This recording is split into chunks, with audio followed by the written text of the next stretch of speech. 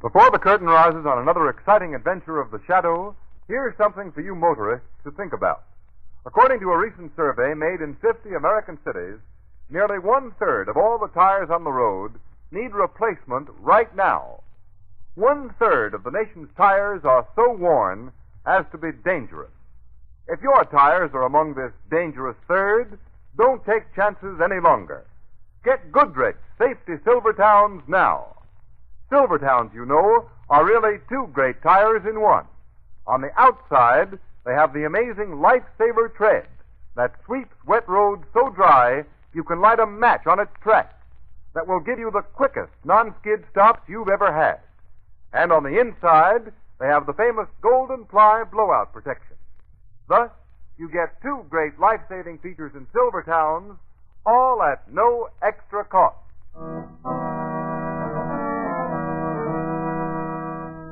The Shadow, mysterious character who aids those in distress and helps the forces of law and order, is in reality Lamont Cranston, wealthy young man about town.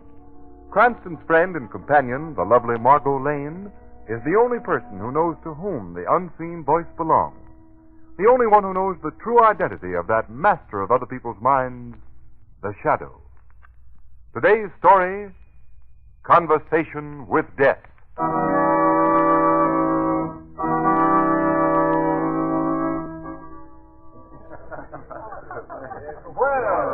The fair seems to be a popular place tonight. Aren't you folks dancing at all? Cranston, what about you and Margot? You're both beautiful dancers. Well, the choice is with the ladies, John.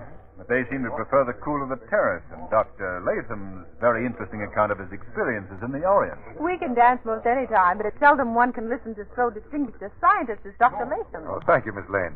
But I'm afraid I've been deadly dull. Oh, that, Montgomery, is a sin that never could be laid at your door. Oh, you're kind, Denise. But if I've bored you, blame it on the occasion. Being guest of honor imposes the obligation of trying to be interesting. Ignore the interruption of my rowdy husband, Montgomery. Go right on. Come here, John. Sit beside me. I tell you, Monty, and you too, Cranston, you're both single. When you marry, don't permit your wife to dominate you as this little tyrant lords it all over me. Well, you poor fellow, John. You certainly have the appearance of a hen-pecked husband. Yes. Did you look in on the children, John, dear? Yes. Billy insisted on your telling him his bedtime story. But I knew if I called you to the nursery, it would never get you out again. Did he go to sleep? Right off. And Betsy? Doesn't even know either of us are in the world. Sleeping the sleep of... No, I won't be trying. Excuse us, please. Now the most vital part of the Porter household is taken care of. Sorry, go on, Montgomery. You were telling us about the Orient. Please. I've monopolized the conversation. But you know I never tire hearing about the Orient. Yes, I know. I remember I once held the Orient out as a bait to induce you to run off with me. Yes, DJ, before John. Bernice traded that trip to the Orient for a trip to Hoboken. That's where we were married. Oh, really? Hmm? 10 years ago. 10 years.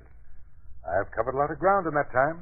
Geographically and professionally. Yes, and I have you two to thank for that. Well, do you mean, Doctor, that John and Renice share honors for your travels and your successes? I'd say Renice does. At least she started the chain of circumstances.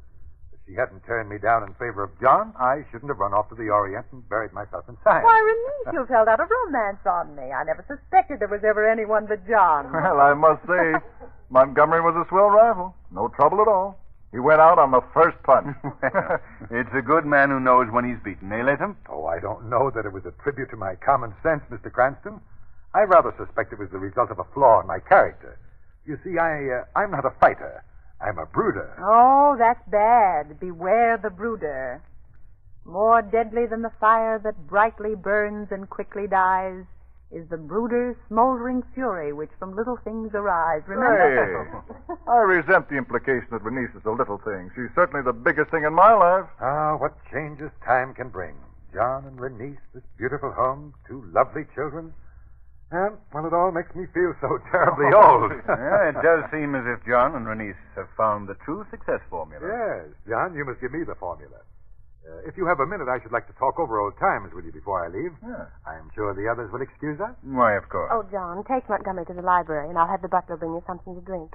Margot, you and Lamont will dance, I suppose. Yes, Bernice, if I can speak for Margot. Of course you can, Lamont. I was beginning to think I'd lost that fatal fascination. Well, come along then, Montgomery. I've been looking forward to a little gabfest with you. If I may be permitted the role of the fond parent, I'll accompany you as far as the nursery. Always the doting mother. See you later, Margot. Yes. Right? Well, Lamont, why so pensive? I'm thinking, Margot, of that little jingle you recited. More deadly than the fire that brightly burns and, how does it go? Quickly dies is the brooder's smoldering fury which from little things arise. Yes, that's it. Silly little thing. Yet it's not without truth.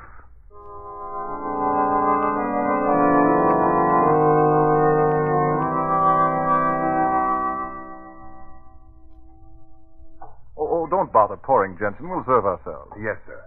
Is that all, Mr. Porter? Yes, Jensen, that's all. Thank you, sir.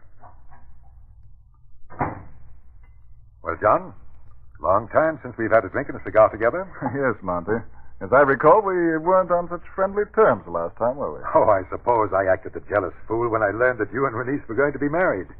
But you know, John, youth and love is a more violent combination than whiskey and gasoline. Well, a well-turned phrase, that. Think? Eh? Oh, thanks. You don't seem any the worse for your great disappointment. You've done well. I suppose you're one of our most successful modern scientists. Professionally, I've done all right, I suppose. But my personal life drags far behind, John. I've been hearing a lot about your progress. Bernice keeps me posted.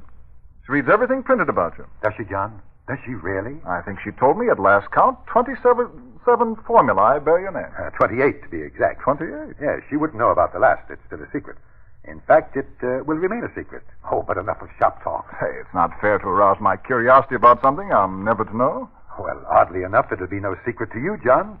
I'm going to tell you all about it. Well, I feel honored to be thus singled out. Singled out. How right you are.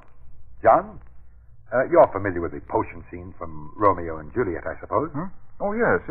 Juliet takes a potion to make people think she's dead so she won't have to marry a man selected by her family. Is that what you mean? Correct. That potion was simply a dramatic device born in the mind of a playwright. But what men conceive, men contrive. You don't mean to tell me you've actually invented such a drug? Yes, John, I have. Good Lord. I have developed a drug that will bring about the physical characteristics of death. It can suspend all organic action, yet the brain will function though death seems apparent. Well, hold on a minute, Monty. At the risk of appearing stupid, do you mean that a person receiving a dose of this drug could be pronounced dead by a competent physician? Pronounced dead and buried. Yet he would be aware of everything that was going on about him? Fully aware and totally incapable of helping himself. Well, that's horrible. The most horrible thing imaginable. What sent you on a quest for a drug like that? Hate? Hate? Yes. Strange that such an unworthy emotion should be the motivation for a great scientific discovery, eh? I'm afraid I don't follow you. Oh, it's quite simple, John. I said before that I was a brooder. But you were joking. No. I'm not the sort of coward who is afraid to face himself. I am a brooder. You're not, so you can hardly appreciate what that means. But, Now, perhaps I can explain. You've no doubt had a physical injury, a sprained arm, a painful cut. yes. Well, you can well imagine how you'd suffer if there was no balm, no medicine to relieve that pain. How would it be if it were to go on and on? Yes, I can well imagine. A brooder suffers such pain, but the wound is in the soul. There is no cure except the balm of vengeance. A hate satisfied. Do you mean to tell me that you hate somebody with such an awful intensity? Yes, I do. Oh, you surprise me, Monty. I never suspected you were capable of such a hatred. Why, it surprises me more that you voice it. Well, why not voice it?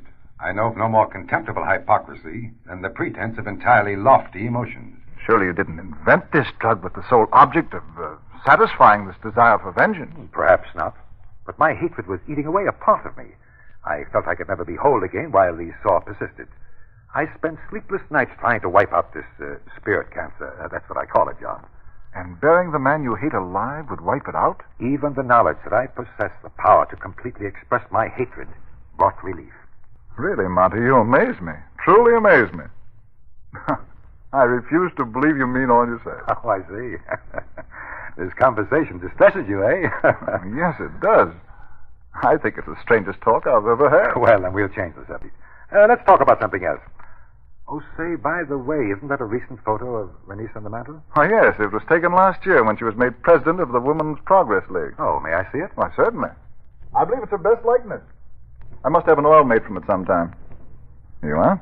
Jove, she gets more beautiful every year. Doesn't she? I know I'm the luckiest man in the world having a wife like Renice. Yes, John. You've been fortunate. Most fortunate. Oh, the picture hardly does her justice. No picture could. Well, shall we drink up? Here's to her. To her. We let our drinks get warm. I'll pour another. Oh, no, never mind. This one is quite adequate. Quite. Mine tasted rather bitter. Oh, perhaps you're not accustomed to that particular brand. No, that's hardly the case. Oh, I suppose I can't stand these late hours as I once did. Monty, I think I'll...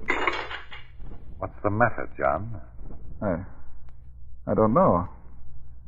The glass just dropped from my hand. Perhaps you'd better sit down. Yes, Monty, get a doctor quick. I can't move. I'm paralyzed. Yes. Yes, John, you're paralyzed. And no doctor can help you. Your body will assume the characteristics of death, and I will be a whole spirit again. A drink. You drugged it when I went to get Renice's picture. Yes. You permitted yourself the stupid conceit that nobody could hate you. But I do. I've hated you with an intensity that threatened to consume me ever since the day you married Renice. You're mad, Montgomery. No sane man could do this. I'm free. Free for the first moment in years. My 28th formula will destroy you, John Porter, and I'll have nothing to hate anymore. For Renice's sake, Montgomery. She loves me. You can't do this to her. Soon she'll recover. I will help her through her grief, and I'll reap the reward of a consoling friend. What do you mean? Renice will be my wife. Never. Never. You took her from me. Now I take her back. That's the end, John Porter. Your heart will soon stop. You'll be pronounced dead. You'll cry out, but your voice will only be heard by yourself. And then you'll be buried. Alive. Oh, good God. Help. There is no help for you. Renice, please. Already your voice grows weak. Now the heart. That is the end, John Porter. Now you shall be a helpless witness to your own funeral.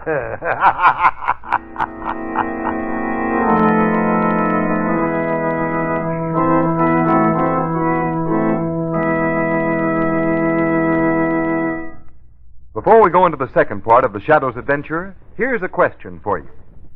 Who is it that today holds the same responsibility as the engineer of a fast train, the captain of a ship, or an airplane pilot? The Shadow knows.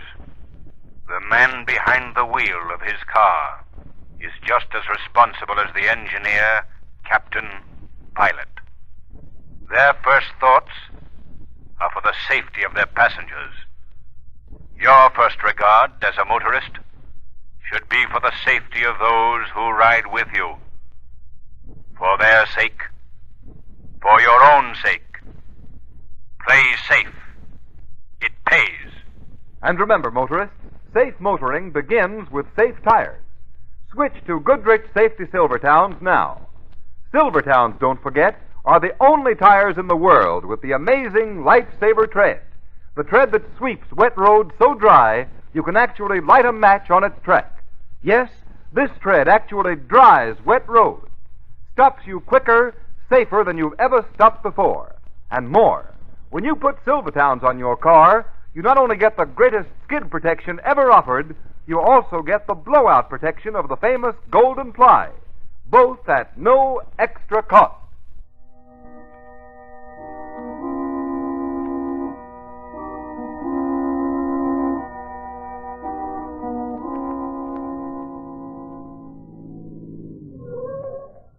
Isn't that Latham's car in the Porter driveway, Lamont?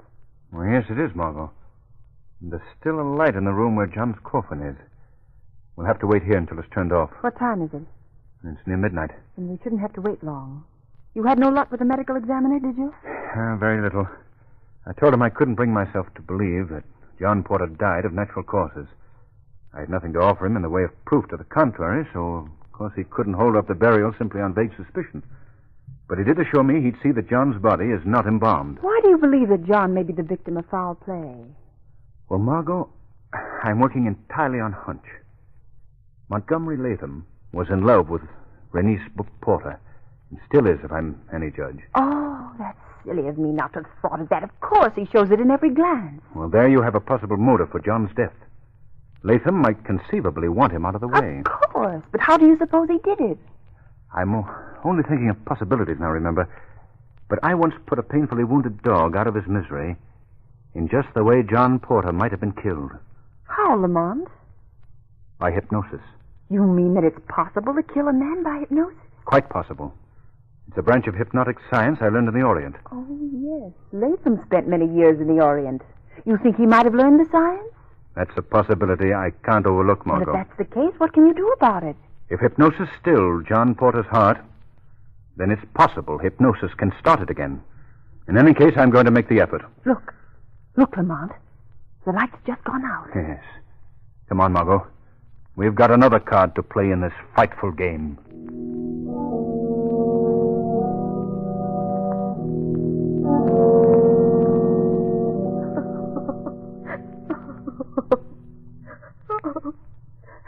Oh, I just can't believe it, Montgomery. John dead. Even there in his coffin, he looks so lifelike. Yes, Renice. His face has lost none of its gentle character. Liar. Hypocrite. Beware of Latham, Renice. Perhaps it's only wish fulfillment, Montgomery, but he seems to smile encouragement to me. I'm not dead, Renice. I can hear you. Can't you hear me, Renice? You must go now, Montgomery. It's late. You've been so good staying near me and comforting me. That's as John would wish it, I'm sure, Renice. Yes. No. Send him away, Renice. Oh, if you could only hear me. I'm sure he wouldn't want me to desert you now. No, he'd want me to be near you. Don't listen to him. We three were such good friends. Two of us loved you. Renice, you loved me once. You might again. Let me offer the protection, shoulder the responsibility John was forced to lay aside. Please don't. Oh, Renice, hear me. Have nothing to do with Latham. The man is a fiend. Montgomery, you've been a dear. I'm sure John would be grateful for the comfort you brought me. I love you, Renice. I've always loved you. And I, Montgomery, I feel closer to you than I've ever felt before. Oh, no, Renice, you mustn't. That statement makes me very happy. You've given me reason to hope. Renice, listen to me. You've got to hear me. Come now, Renice. It's very late. You must try to get some sleep, dear. I've arranged for the housekeeper to sleep in the room next to yours. Oh, I can't leave him, Montgomery. I want to be with him as long as possible. Renice, my darling. I'll be near you always. You must rest, Renice. You must carry on just as John would wish. Yes, I must. I'll go to my room. Poor John. My poor John. Renice, don't go. You must hear me. I've got to warn you against Latham. Renice, hear me. You must hear me. Don't. Oh. All right, Margot. Step in. They're gone. You're not afraid, are you? No, John was our friend. Why should I be afraid? I'll need your help. Take his hands in yours while I open his eyes. All right, Lamont. You got it? Yes, Lamont, I've got it. Now place your finger on his pulse. Be on the alert for the slightest beat. Yes, I will. Good girl. Now we'll see if the art of hypnosis has anything to do with John's condition. John Porter, you must heed me and act as I command. Yes, help me. You are not dead. No. You sleep under an influence which I will destroy. As I speak, the blood flows through your veins. Your heart takes strength as I will it. And now, it begins to beat. Beat. Beat. Beat. Beat. Beat. Respond, John. Respond. I'm trying, Cranston. I'm trying, but you can't hear me. John Porter, a force greater than that which holds you calls. Respond. Margot. Yes, Lamont? Any pulse action? Not the slightest. We'll try once more. Don't give up, Cranston. Do you hear me? Don't give up. John Porter, again I command you to shake the influence that shackles you. Move. Speak. Yes, Cranston, I'm speaking. Can't you hear me? Any luck, Margot? No, Lamont, not a sign of life. Well, Margot, looks like my guess is wrong. Cranston, don't give up. Isn't there still some small thread you might follow? John will be buried tomorrow. No. Up back. Well, Don't let them bury me. if there is a thread of thought, it hasn't yet occurred to me. No, Margot, I'm afraid we'll have to acknowledge the claim of the grave. No. John Porter is dead.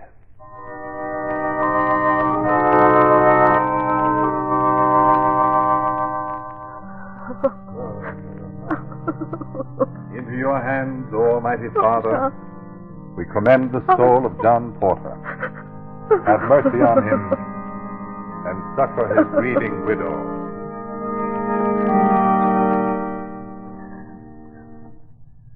All right, men. Lower the casket. John. Oh, John, darling, I don't want you to go. I don't want to live without you. Oh, Release, please. You mustn't give away, dear. Can't anybody hear me? Bernice, Latham, mercy. All right, men. Fill in. Bernice, don't let them bury me. Bernice. No, please. Somebody hear me. Help me. Don't let them bury me. Help me. Don't. Listen to me. I'm not dead. I'm alive. Do you hear? I'm alive.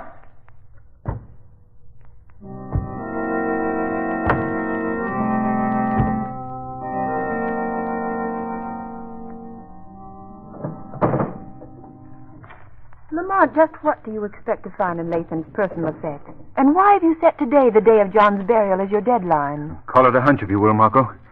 But I want to thoroughly satisfy myself that John died of natural causes.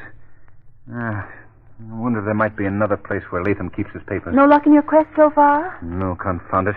I've searched through everything. But I'll try again. Keep watching the road, Margot. Latham may come home. I hardly think so, Lamont. He must still be at the cemetery. Here, what's this? Margot, What is it, Lamont? look at it. It's in Latham's handwriting. Here, let me have that phone. What are you going to do? The Shadow's going to make an appointment at John Porter's grave with Police Commissioner Weston.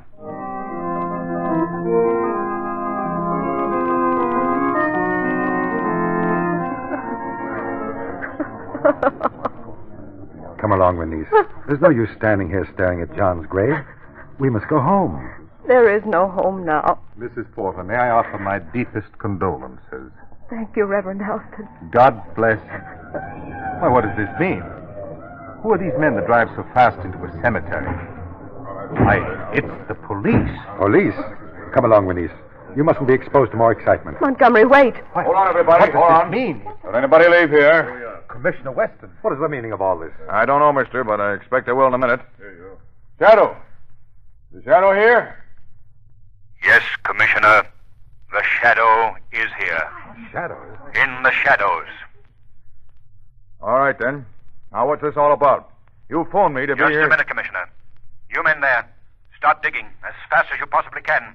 Bring John Porter's casket up and rip the cover off. Hurry. Go ahead, men. Do as he says. Release. Are you going to permit John's grave to be desecrated? What's the matter? What Commissioner, is all? have your men keep an eye on Latham. He may try to escape. Me escape? What does this mean? It means that your fiendish plot to murder your friend is exposed, Latham. Murder? Oh, this is ridiculous. Commissioner Weston, look behind you. Back of that monument. Bring over here. That's it. I've placed an envelope and a small bottle there for you. Montgomery, who is this that accuses you of killing John? Some lunatic, I suppose, making a wild and stupid guess. The Shadow doesn't guess, Latham. The Shadow knows. Find them, Commissioner? Is what you mean? Yes. That envelope contains a document describing a drug that Latham gave John Porter. What? Why, this is preposterous. You can't deny it, Latham. You wrote the document yourself. It It's in your handwriting. Bernice, don't listen. The man is mad. Go away. Don't touch me. What's in the bottle, Shadow? That's the antidote. If we hurry, it may save John Porter's life. Save his life. Oh, hurry. Please hurry. All right. Hoist it up. Quick. Don't let him escape. Grab him, Commissioner. Here. Don't try anything like that. I wasn't trying to get away. I simply wanted to... Well, we won't take any chances. Snap the bracelets on him, Horton. Take him away. Okay, sir. The casket's up. Rip it open, quick.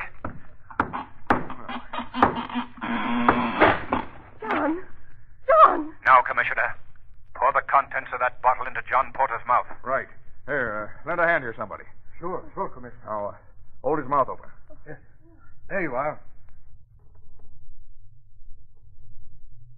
Okay, Shadow. Now what? Now, we wait.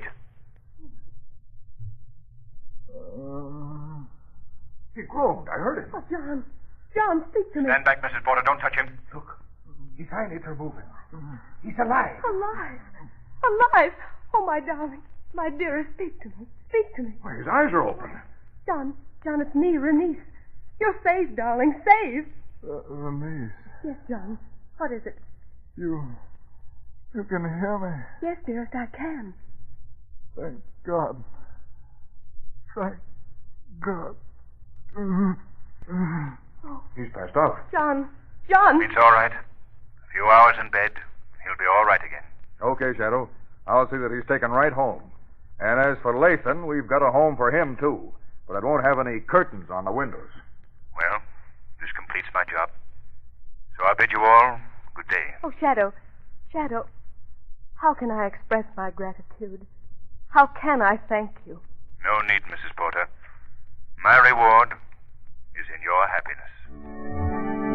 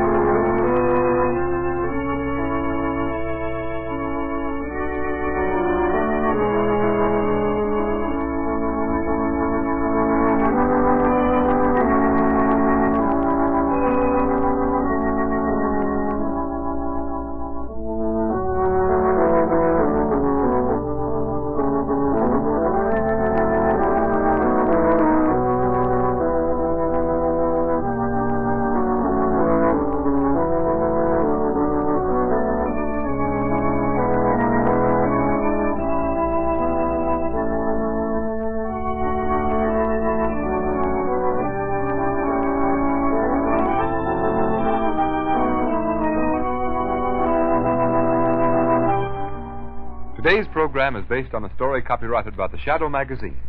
All the characters and all the places named are fictitious. Any similarity to persons living or dead is purely coincidental. The Shadow magazine is now on sale at your local newsstand.